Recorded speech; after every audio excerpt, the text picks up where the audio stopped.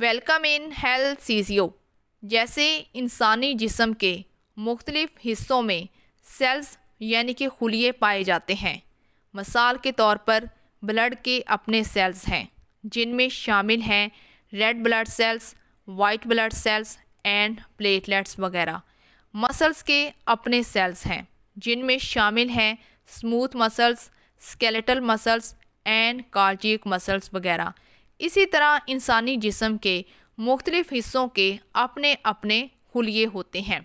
اسی طرح برین میں موجود نروس سسٹم کے اپنے سیلز ہیں، یعنی کہ دماغ میں جو نروس سسٹم پایا جاتا ہے، جو اعصابی نظام ہے، اس کے اپنے خلیے ہیں اور ان خلیوں کو ہم نرو یا نیورون کہتے ہیں، جو کہ آج کے لیکچر کا ٹاپک ہے. نرو یا نیورون یہ کیا کام سر انجام دیتے ہیں؟ ان کا کام میسج کو جنریٹ کرنا ہے اور اس پیغام کو آگے پہنچانا ہے. اسی وجہ سے یعنی کہ جو نیورون ہیں ان کی وجہ سے ہمارے باڈی کا ایک حصہ دوسرے حصے سے جڑا رہتا ہے. ایکسائٹیبل ٹیشو، نرو اور نیورونز. اعصابی نظام کے خلیے جن کو ہم نرو یا نیورونز کا نام دیتے ہیں، یہ بہت ہی زیادہ پرجوش قسم کے ٹیشوز ہوتے ہیں. یہ کیا کام کرتے ہیں اس کے بارے میں ہم سلائیڈ کو بھی ریڈ کرتے ہیں اور ساتھ ہی ساتھ ان کے بارے میں جاننے کی بھی کوشش کرتے ہیں. Nerve cells also called neurons are the basic structural and functional unit of the nervous system. اعصابی نظام کے خلیے جن کو ہم نرو سیلز کہتے ہیں، ان کا دوسرا نام نیورونز ہے. یعنی کہ اس بات سے یہ مراد ہے کہ اگر کہیں پر لفظ نرو سیلز یا نیورونز لکھا ہوا ہے تو اس بات کا ایک ہی مطلب ہے کہ یہ اعصابی نظام کے خلیے ہیں. نروس سسٹم، جس کو اردو زبان میں اعصابی نظام کہا جاتا ہے، اس کا بنیادی اسٹرکچرل اور فنکشنل یونٹ نیورونز ہیں. اب یہ بات آپ کو واضح ہو گئی کہ اعصابی نظام کے خلیے نرو سیلز یا نیورونز اعصابی نظام کا ہی بیسک یونٹ ہے. اب یہ کیا کام سر انجام دیتے ہیں؟ ان کا پہلا کام ہے they are responsible for conducting nerve impulses from one part of the body to اندر. ان کا اہم کام یہ ہے کہ یہ پیغامات کو پیدا کرتے ہیں، اس کے بعد اس پیغام کو ضم کرتے ہیں اور اس کے بعد ایک جگہ سے دوسری جگہ پہنچانے کا کام بھی کرتے ہیں. ان کا اصل کام کنڈکٹنگ نرو امپلسز یعنی کہ پیغامات کو پیدا کرنا ہے. دوسرا اہم کام they are basic information processing units of the nervous system. اعصابی نظام کا یہ بنیادی کام کرتے ہیں کہ یہ ان پیغامات کو اپنے اندر ضم کرتے ہیں، انفارمیشن کو پیدا کرتے ہیں. مثال کے طور پر اگر کوئی چیز نوکدار چیز ہماری انگلی پر آ کر لگتی ہے تو ہمیں فوراً سے درد محسوس ہوتا ہے. وہ درد محسوس جو ہے کیسے ہمارے دماغ تک پہنچتا ہے، کیسے ہمارا دماغ ہمیں یہ بتاتا ہے کہ اپنا ہاتھ پیچھے کھینچ لو. اصل میں یہ نیورونز ہی ہوتے ہیں جو اس پیغام کو لے کر جاتے ہیں اور اس کے بعد دماغ سے پیغام لے کر آتے ہیں کہ اب اپنے ہاتھ کو پیچھے کی طرف کھینچ لو. The human nervous system contains about 12 trillion neurons. انسانی اعصابی نظام میں تقریباً جو ہے 12 ٹریلین نیورونز پائے جاتے ہیں. یہ واضح ہو گیا کہ ان گنت تعداد ہے انسانی جسم میں ان نیورونز کی. The neurons are highly differentiated and specialized excitable cells. Their specific activity is اعصابی نظام کے خلیے جن کو ہم نرو سیلز یا نیورونز کا نام دیتے ہیں، یہ بہت ہی زیادہ ایک دوسرے سے مختلف ہونے کے ساتھ ساتھ پرجوش قسم کے خلیے بھی ہیں. یہ کیا ایکٹیویٹیز پرفارم کرتے ہیں؟ ان میں پہلے نمبر پر ہے دا ریسیپشن آف اسٹیمولائی. یہ کسی بھی حرکت پر محرک ہوتے ہیں اور ان کے پیغام کو وصول کرتے ہیں. دوسرے نمبر پر ہے the generation of nerve impulses. اس پیغام کا جواب دینے کے لیے یہ نرو امپلسز پیدا کرتے ہیں. تیسرے نمبر پر ہے the transmission of impulses to other nerve cells اور ٹو افیکٹرز. اب اس پیغام کو انہوں نے وصول کیا، اس کے جواب میں امپلسز کو پیدا کیا۔ اب اس امپلسز کو دوسرے اعصابی خلیوں تک پہنچانے کا کام بھی یہ نیورونز ہی کریں گے، یا پھر یہ بھی ہو سکتا ہے کہ اعصابی خلیوں تک پہنچانے کی بجائے یہ پیغام اگر عضلاتی فائبرز کو دینا ہے یا پھر غدودوں کو دینا ہے تو یہ وہاں تک پہنچانے کا کام بھی کریں گے۔ تو ان تینوں ایکٹیویٹیز کو ایک بار پھر سے سمجھنے کی کوشش کریں۔ پہلے نمبر پر یہ ہے کہ یہ نیورونز جو ہیں یہ بہت ہی زیادہ ایک دوسرے سے مختلف بھی ہیں اور یہ پرجوش بھی ہیں۔ ان کو پرجوش کیوں کہا جاتا ہے؟ کیونکہ جیسے ہی انسانی باڈی کو کوئی بھی پیغام وصول ہوتا ہے، کوئی بھی حرکت ہوتی ہے، تو یہ نیورونز اس پیغام کو وصول کرتے ہیں، اس کے مقابلے میں امپلسز کو پیدا کرتے ہیں، اور اس کے بعد انہی امپلسز کو دوسرے اعصابی خلیوں تک پہنچاتے ہیں تاکہ پیغام انسانی باڈی کے ایک حصے سے دوسرے حصے تک بآسانی اور جلدی سے پہنچ جائے۔ اسٹرکچر آف نیورونز، نیورونز کی ساخت کیسی ہوتی ہے؟ Most of the neurons consist of the following distinct parts. اعصابی نظام کے خلیے جو کہ نیورونز کہلاتے ہیں وہ مندرجہ بالا مختلف حصوں پر مشتمل ہوتے ہیں۔ پہلے نمبر پر ہے سیل باڈی، سوما اور پیری کیریون۔ دوسرے نمبر پر ہے ایکسون اور تیسرے نمبر پر ڈینڈرائٹ۔ تصویر کی مدد سے ان تمام حصوں کو دیکھنے اور سمجھنے کی کوشش کرتے ہیں۔ اگر آپ ساتھ میں لگی نیورون کی تصویر کو دیکھیں تو آپ کو درمیان میں واضح طور پر سیل باڈی لکھا ہوا نظر آئے گا، جس کے اندر واضح طور پر نیوکلس ہرے رنگ میں موجود ہے۔ اس کے بعد اگر آپ سیل باڈی کے اطراف میں دیکھیں تو آپ کو وہاں پر شاخیں نظر آئیں گی جن کو ہم ڈینڈرائٹ کا نام دیتے ہیں۔ سیل باڈی اور ڈینڈرائٹ کے ساتھ ہی آپ کو ایک لمبی سی لائن جڑی ہوئی نظر آئے گی جس کو ایکسون کا نام دیا جاتا ہے، اور یہ تین اہم حصے ہیں جو کہ مختلف طرح کے نیورونز میں موجود ہوتے ہیں۔ نیورون کی ساخت کا پہلا اور اہم حصہ سیل باڈی ہے۔ سیل باڈی، سوما اور پیری کیریون۔ یہ سوما اور پیری کیریون کیا ہیں؟ نیورون کا ایسا حصہ جو نیوکلس رکھتا ہے اس کو ہم سوما یا پھر پیری کیریون کا نام دیتے ہیں۔ سلائیڈ کو ریڈ کرتے ہیں اور سیل باڈی کے بارے میں مزید جاننے کی کوشش بھی کرتے ہیں۔ This contains a well-defined nucleus and nucleolus surrounded by a granular cytoplasm. The latter is called perikaryon around the nucleus. یہ جو سیل باڈی والا حصہ ہے اس میں واضح طور پر گرینیولز کی صورت میں سائٹوپلازم پایا جاتا ہے، اور اس سائٹوپلازم میں تمام آرگینیلز موجود ہوتی ہیں جس میں واضح طور پر نیوکلس اور نیوکلولس بھی پایا جاتا ہے۔ تو سیل باڈی نیورون کا وہ واحد حصہ ہے جس میں نیوکلس پایا جاتا ہے، اس وجہ سے اس کو ہم سوما یا پھر پیری کیریون کا نام دیتے ہیں۔ Nerve sales possesses a single nucleus except those of the sympathetic and sensory ganglia which are binucleated۔ زیادہ تر جو اعصابی خلیے ہیں ان میں ایک ہی نیوکلس پایا جاتا ہے سوائے سمپیتھیٹک اور سینسری گینگلیا کے۔ ان میں دو نیوکلس موجود ہوتے ہیں۔ ان کو ہم آنے والی سلائیڈز میں دیکھیں گے کہ ان میں دو نیوکلس کس طرح سے پائے جاتے ہیں اور یہ کیوں پائے جاتے ہیں۔ The cytoplasm has mitochondria, ribosomes, endoplasmic reticulum, Golgi apparatus and lysosomes۔ یہ جو سیل باڈی والا حصہ ہے جس میں ہم نے بات کی کہ اس میں واضح طور پر گرینیولز کی صورت میں سائٹوپلازم پایا جاتا ہے، تو اس سائٹوپلازم میں تمام آرگینیلز جن میں شامل ہے mitochondria, ribosomes, endoplasmic reticulum, Golgi apparatus اور لائسوزومز وغیرہ یہ بھی اس میں پائی جاتی ہیں۔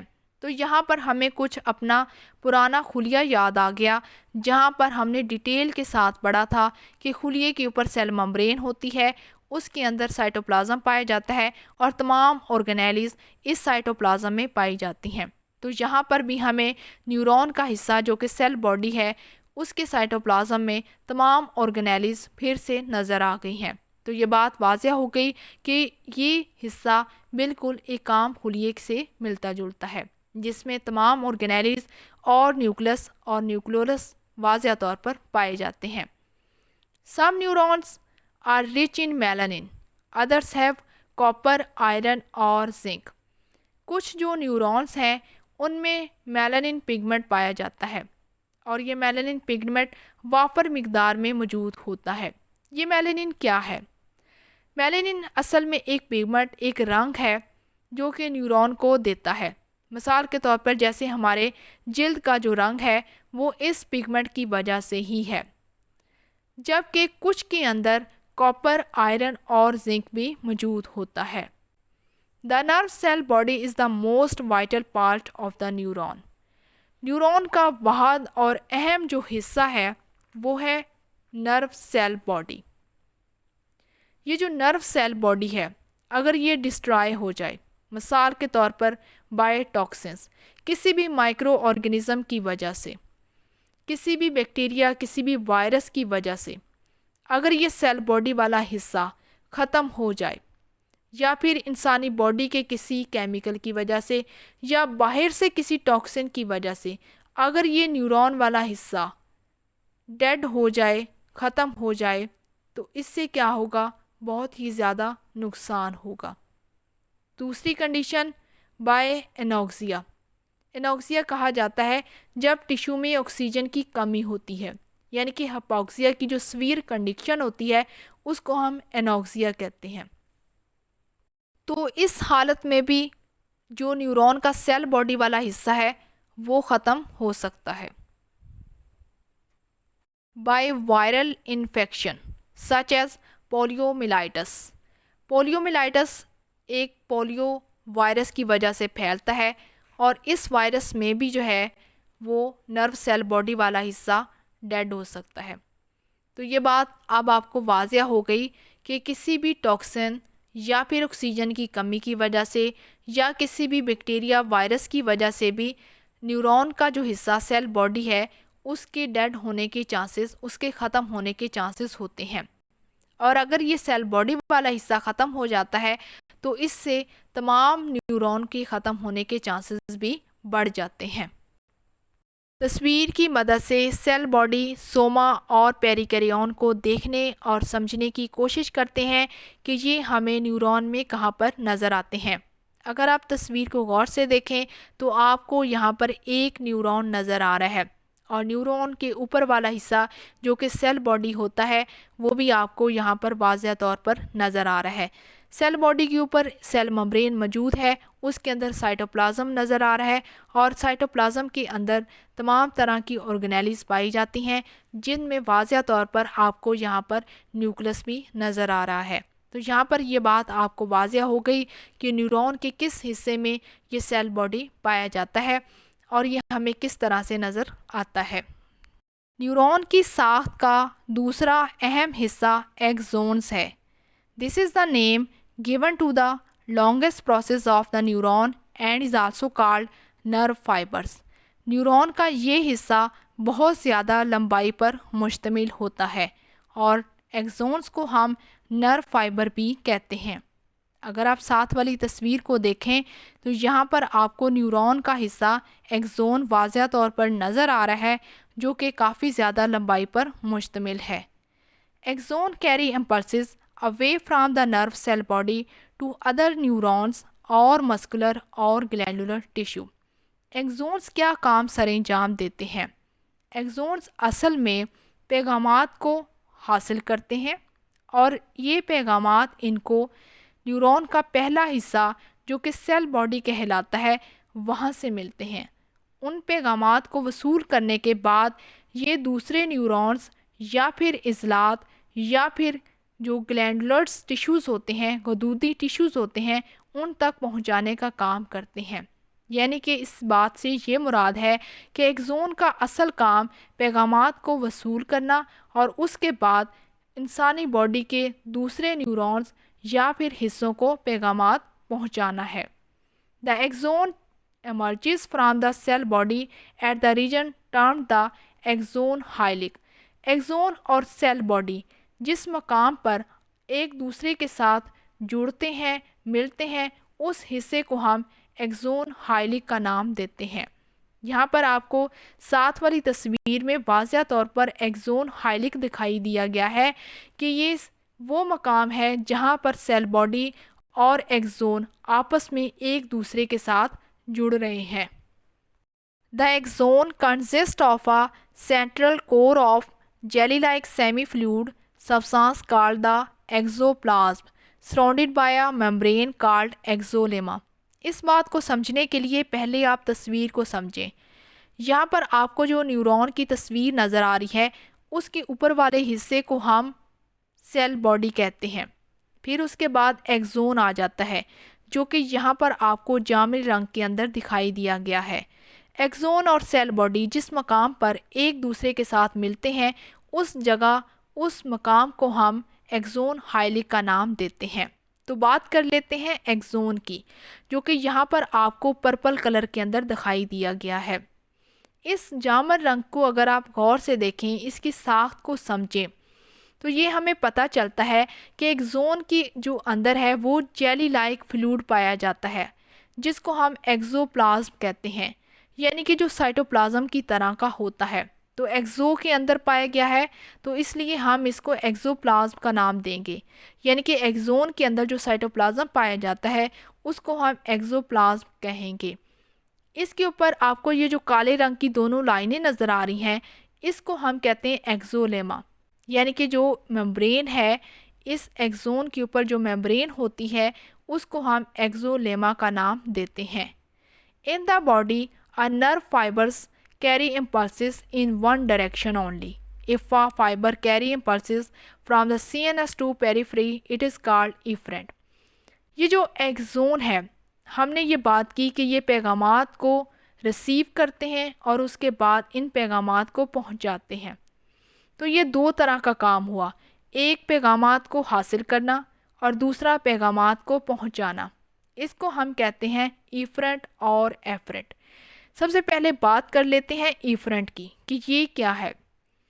جیسے ہی پیغام باڈی سے ایکزون کو ملا تو کیا ہوا کہ nerve cell fibres carry impulses, axon نے سیل باڈی سے پیغام کو وصول کیا، اس کے بعد یہ پیغام ایک ہی ڈائریکشن کے اندر چلا گیا، یعنی کہ اس سے یہ مراد ہے کہ اگر یہ پیغام یہ جو امپلسز ہیں یہ سی این ایس سے آئیں، سینٹرل نروس سسٹم سے آئیں اور تمام باڈی کو ملے، یعنی کہ دماغ جب پیغام انسانی جسم کو دیتا ہے تو اس کو ہم ایفرنٹ کہتے ہیں۔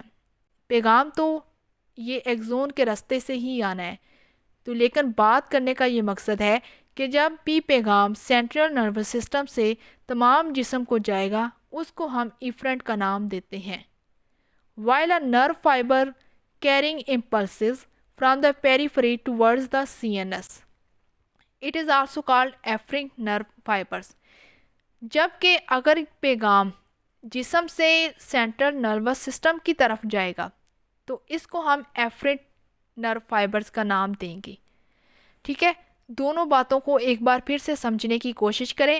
اگر پیغام سینٹرل نروس سسٹم سے انسانی جسم تک پہنچے گا تو اس کو ہم ایفرنٹ کہیں گے، یعنی کہ ایکزون جب پیغام سینٹرل نروس سسٹم سے پیریفری تک پہنچاتے ہیں، انسانی جسم تک پہنچاتے ہیں تو اس کو ہم ایفرنٹ کہتے ہیں، اور جب یہ پیغام انسانی جسم سے سینٹرل نروس سسٹم کی طرف جائے گا تو اس کو ہم ایفرنٹ نرو فائبرز کا نام دیں گے۔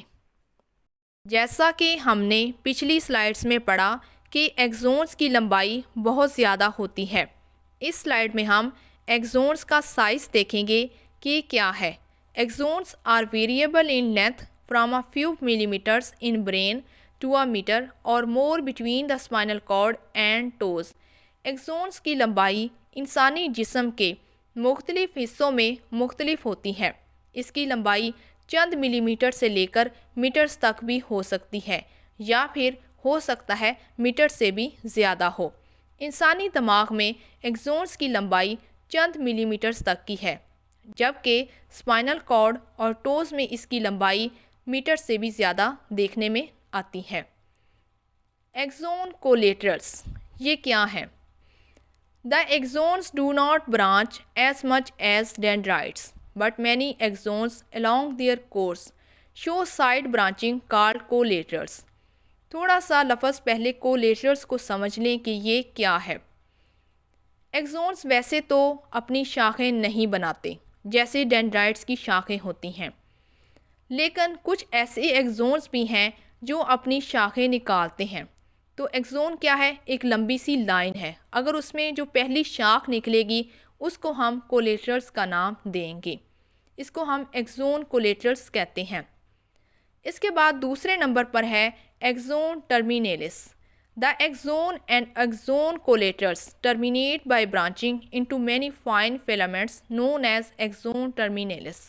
جیسے کہ ابھی ہم نے اوپر یہ پڑھا کہ ایکزون اپنی شاخیں نہیں بناتے. اگر کوئی ایکزون اپنی شاخ نکالتا ہے تو اس پہلی شاخ کو ہم ایکزون کولیٹرلس کا نام دیتے ہیں. اب پہلی شاخ کے بعد اگر مزید شاخیں بنیں گی، اس شاخ کے بعد جو اگلی شاخیں بنیں گی اس کو ہم ٹرمینیلس کا نام دیتے ہیں. اور یہ بہت ہی زیادہ باریک اور شفاف قسم کی فیلامنٹس کی صورت میں پائی جاتی ہیں. ان دونوں باتوں کو ایک بار ذرا سا مثال کی مدد سے سمجھنے کی کوشش کریں. جیسے ایک پودا لگتا ہے، اس کے بعد جو ہے وہ پہلی اس کی جو شاخیں نکلتی ہیں وہ کافی زیادہ موٹی ہوتی ہیں، وہ ہو گئی ہماری کولیٹرلس. اس کے بعد مزید آگے چھوٹی چھوٹی شاخیں بنتی ہیں جن پر پتے لگتے ہیں، وہ ہوتی ہیں ہماری ٹرمینیلس. تو یہ بات اب آپ کو واضح ہو گئی کہ زیادہ تر جو ایکزونز ہیں وہ اپنی شاخیں نہیں نکالتے. اگر کوئی ایکزون اپنی شاخ نکالتا ہے تو اس کا نام ہوگا کولیٹرلس، اور کولیٹرلس سے مزید اگر شاخیں نکلیں گی تو ان کو ہم کہیں گے terminals. Third is dendrites. These are highly branched cytoplasmic process of the nerve cell body. Dendrites کو سمجھنے کے لیے آپ ساتھ والی تصویر کو دیکھیں جو کہ ایک نیورون کی تصویر ہے. ہم نے اب تک نیورون میں دو چیزیں پڑھی ہیں، سیل باڈی اور دوسرا ایکزون. اگر آپ سیل باڈی کو غور سے دیکھیں تو اس کے اوپر آپ کو واضح طور پر ہائیلی برانچڈ یعنی کہ بہت زیادہ ساری شاخیں نظر آئیں گی. ان شاخوں کو ہم ڈینڈرائٹس کا نام دیتے ہیں جو کہ ایک cytoplasmic process of the nerve cell body ہے. They are responsible for receiving information and conducting it towards the cell body. یہ جو ڈینڈرائٹس ہیں ان کا کیا کام ہے یا پھر یہ اپنا کیا کام سر انجام دیتی ہیں؟ اصل میں ڈینڈرائٹس کے پاس یہ ذمہ داری ہوتی ہے کہ یہ پیغام کو وصول کریں اور اس کے بعد اس پیغام کو سیل باڈی تک پہنچا دیں. Receiving information and conducting it towards the cell body یعنی کہ پیغام کو وصول کرنا، وصول کرنے کے بعد اس پیغام کو سیل باڈی تک پہنچانا ان ڈینڈرائٹس کا کام ہوتا ہے. The dendrites have all the components present in the cytoplasm of the nerve cell body.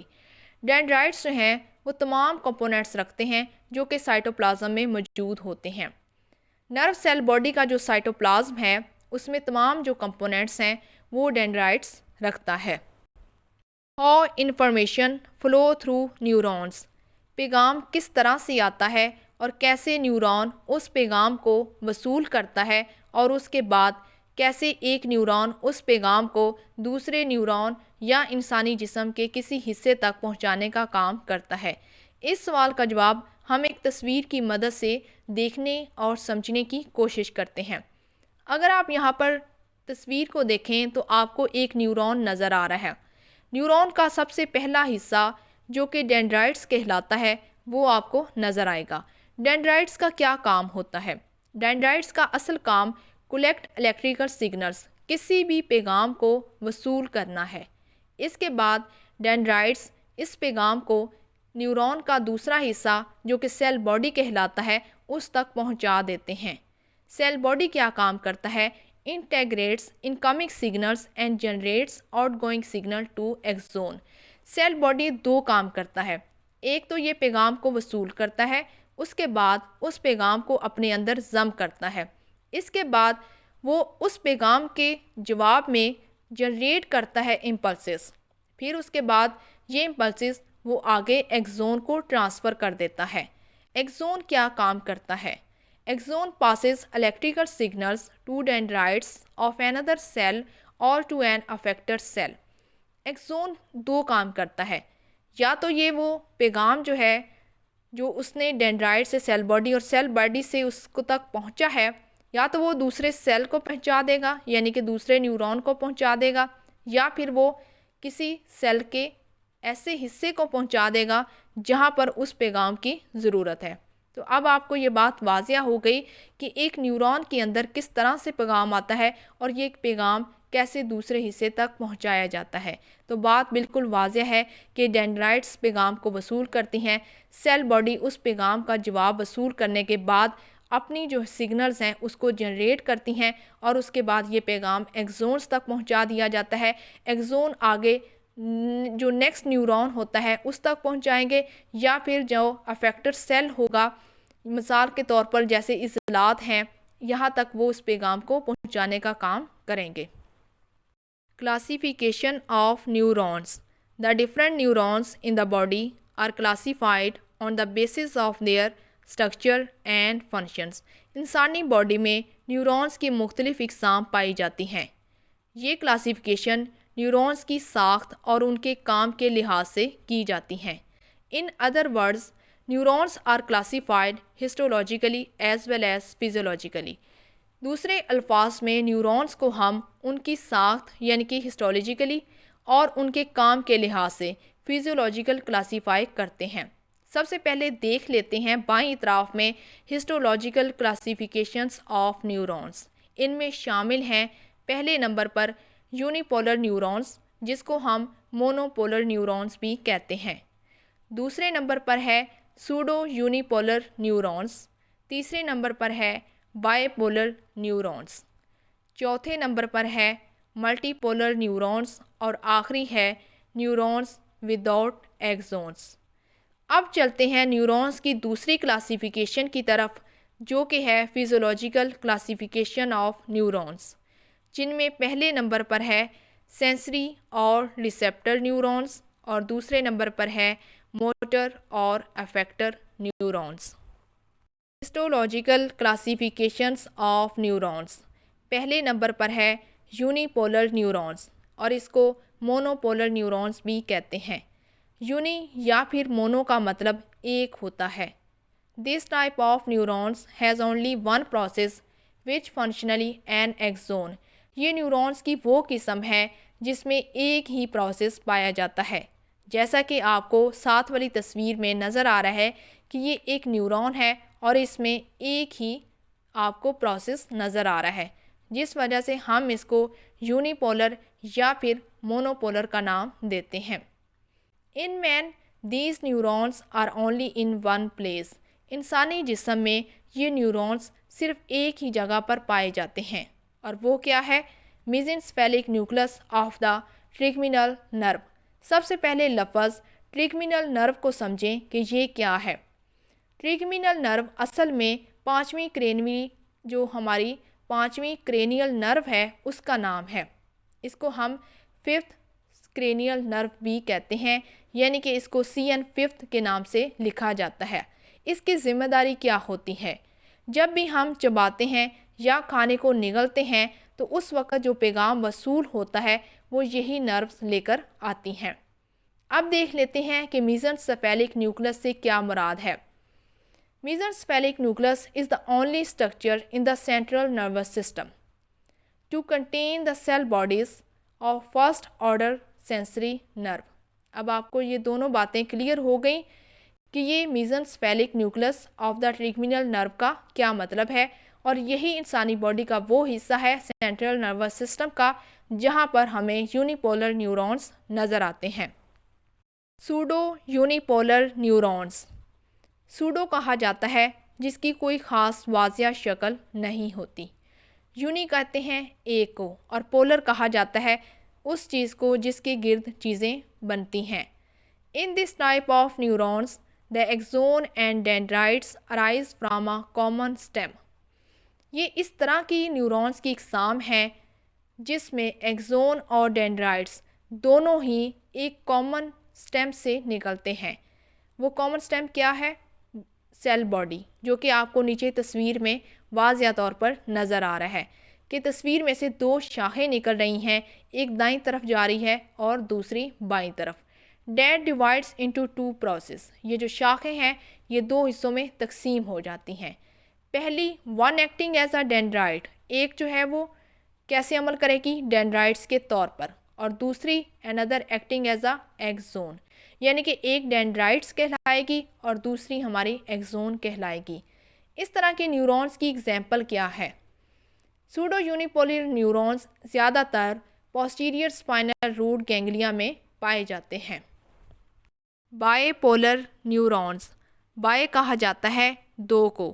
In this type of neuron there is one axon and one dendrite. یہ نیورونز کی ایسی قسم ہے جس میں ایک ایکزون اور ایک ڈینڈرائٹ پائے جاتا ہے. Each arising at different sites of the cell body, اور یہ سیل باڈی کے مختلف حصوں سے اخذ ہوتے ہیں. But opposite to each other end having the same size. یہ سیل باڈی کے مختلف حصوں سے تو اخذ ہوتے ہیں اور یہ ایک دوسرے کے مخالف سمت میں بھی پائے جاتے ہیں, لیکن ان کا سائز تقریباً ایک جیسا ہوتا ہے. اگر آپ ساتھ والی تصویر کو دیکھیں تو یہاں پر آپ کو درمیان میں سیل باڈی نظر آ رہا ہے, جبکہ اوپر والی اطراف میں آپ کو ڈینڈرائٹ اور نیچے آپ کو ایکزون نظر آ رہے ہیں, جس سے ہمیں یہ پتہ چلتا ہے کہ یہ واقعی میں ایک دوسرے کی مخالف سمت میں پائے جاتے ہیں اور ان کا سائز تقریباً ایک جیسا ہے. یہ انسانی جسم کے کون سی پارٹس ہیں جہاں پر یہ موجود ہوتے ہیں؟ تو اس کی مثال یہ ہے کہ یہ ریٹنا آف دا آئی, ہماری آنکھ کا جو ریٹنا ہے اس حصے میں بائی پولر نیورونز پائے جاتے ہیں. دوسری مثال ہے olfactory mucous membranes. یہ جو اسمیل کرنے والی حص ہوتی ہے, سونگھنے کی جو حص ہے, اس کے اوپر جو میوکس ممبرینز پائی جاتی ہے وہاں پر بھی بائی پولر نیورونز موجود ہوتے ہیں. اس کے علاوہ اندرونی کان میں بھی یہ بائی پولر نیورونز پائے جاتے ہیں. ملٹی پولر نیورونز, ملٹی کہتے ہیں بہت زیادہ ساروں کو. These neurons have a large number of dendrites arising from the cell body. یہ نیورونز کی ایسی قسم ہے جس میں سیل باڈی کے اوپر بہت زیادہ تعداد میں ڈینڈرائٹس موجود ہوتے ہیں. جیسا کہ آپ کو ساتھ والی تصویر میں واضح طور پر نظر آ رہا ہے کہ سیل باڈی کے اوپر بہت زیادہ ساری ڈینڈرائٹس کی شاخیں موجود ہیں. The dendrites may arise from one pole of the cell body or may arise from all parts of the cell body. یہ جو ڈینڈرائٹس ہیں ہو سکتا ہے یہ سیل باڈی کے ایک حصے سے اخذ ہوں, یہ بھی ہو سکتا ہے کہ یہ سیل باڈی کے مختلف حصوں سے نمودار ہوں. جیسا کہ آپ کو ساتھ والی تصویر میں نظر آ رہا ہے کہ یہ سیل باڈی کے مختلف حصوں سے نمودار ہو رہے ہیں. یہ جو ڈینڈرائٹس ہیں یہ سیل باڈی کے کسی بھی حصے سے نمودار ہو سکتے ہیں, یا پھر ہو سکتا ہے کہ یہ سیل باڈی کے ایک ہی حصے سے نمودار ہوں اور اس کے بعد مزید اپنی شاخیں یہ بنا لیں. There is only one long process that represents the axon. اور اس کے علاوہ یہ ایسی نیورونز کی قسم ہے جس میں ایک لمبا قسم کا نیورون موجود ہوتا ہے. جیسا کہ آپ کو ساتھ والی تصویر میں واضح طور پر نظر آ رہا ہے کہ سیل باڈی ہے, اس کے اوپر ڈینڈرائٹس کی بہت ساری شاخیں ہیں اور نیچے ایک ہی ایکزون آپ کو نظر آ رہا ہے. Most neurons of the central nervous system are of this type. زیادہ تر جو ہمارے دماغ کے نیورونز ہیں وہ اسی قسم کے پائے جاتے ہیں. مثال کے طور پر ملٹی پولر نیورونز کہاں کہاں موجود ہوتے ہیں تو اس کی مثال ہے برین اینڈ اسپائنل کارڈ.